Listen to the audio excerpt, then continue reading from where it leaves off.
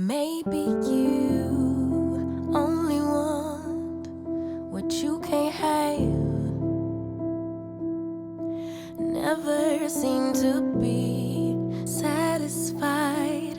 till it all goes bad. Maybe I should just give someone else a chance. Why should I sit alone and be 皆さんこんにちは。手帳の時間です。今回はあなたにぴったりの手帳の使い分け方法をお届けします。魅力的な手帳やノートが多いから新しい年が始まってもまだ手帳の使い方に悩んでいるよっていうことはありませんか？手帳の使い分けって意外と簡単でちょっと工夫するだけでいつもの生活がぐっと楽しくなります。この動画はまだ手帳を買っていなくてもできる使い分け方法をご紹介します。一冊がいいのか分冊がいいのかも含めてじっくり考える機会になれば嬉しいです。ということで早速行ってみましょう。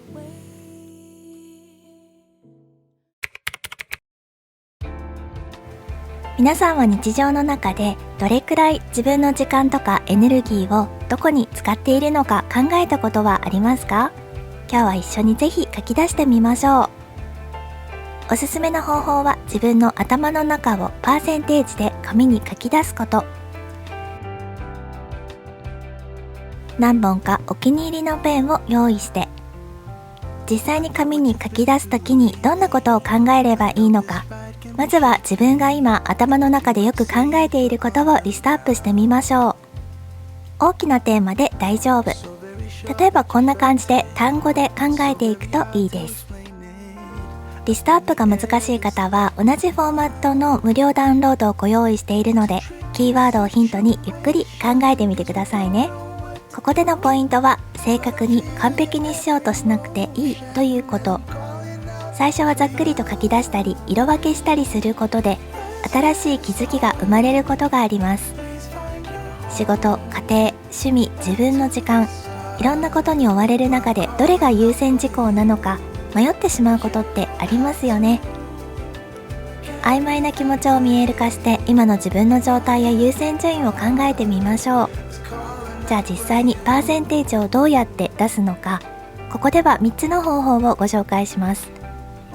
1つ目は時間で考える。これはとてもシンプルで24時間をどう使っているのかを考えるだけです。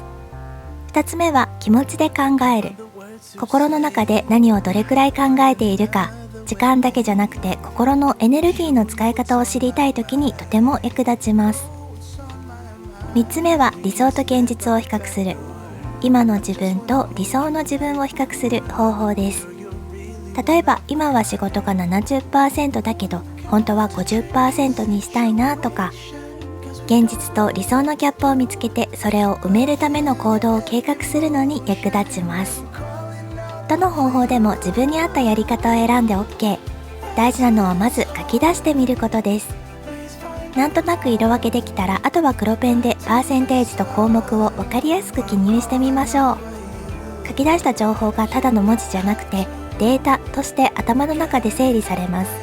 これなら初心者の方でも簡単に取り組めますよね。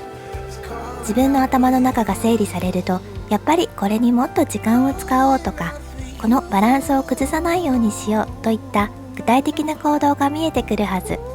最初はちょっと難しく感じるかもしれませんが一度やってみるとその効果に驚くはずです。私は今新しいことを学びたい気持ちが大きいとか、推し活に全集中したいとか、仕事と子育てを両立させたいとか、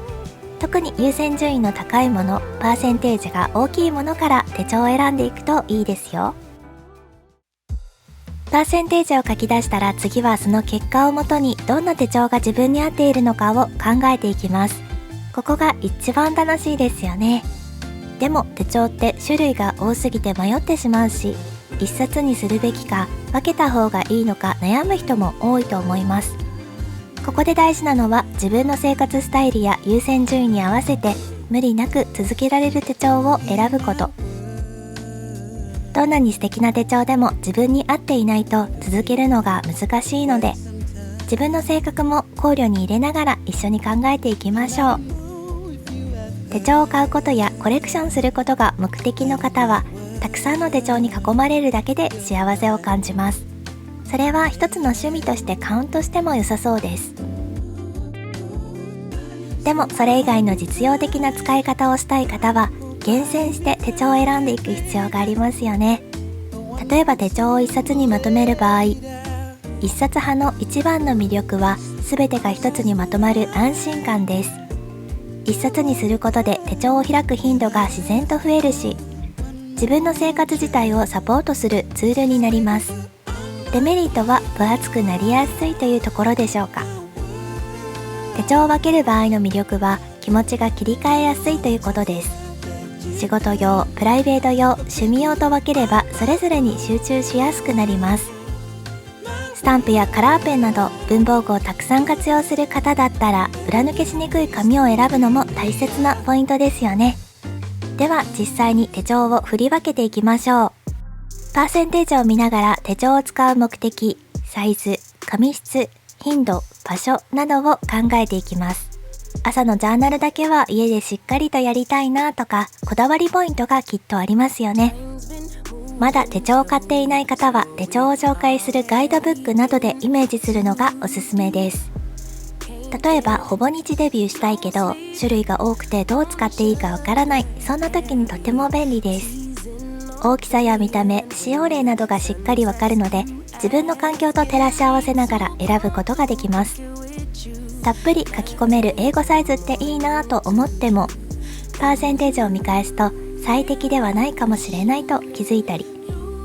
持ち運び重視で荷物は少なくしたいとか、細かいこだわりが自分に合った手帳へと導いてくれます。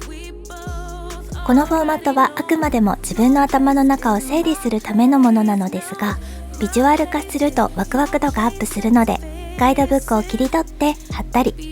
ネットで見つけた画像を貼ったり、自分なりに工夫すると楽しいかもしれません。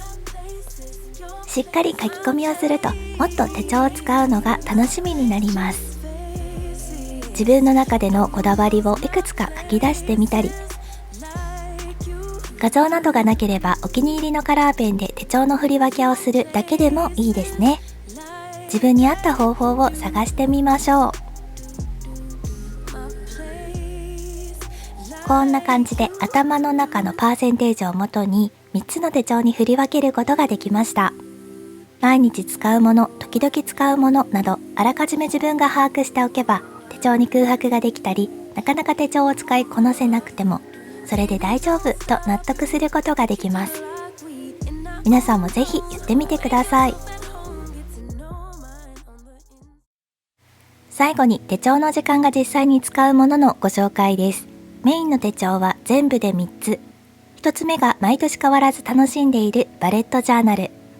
この手帳は今を楽しむためのものです。ドット方眼ノートを手帳として使います。ノートの名前はピスタチオの冒険。2つ目は無印のバーチカルタイプの手帳。こちらも毎年英語サイズを仕事の管理用で使っています。カラーペンで目的ごとに色分けしたり、キラキラシールを貼ってワクワク度を上げたり、自分なりに工夫している手帳です。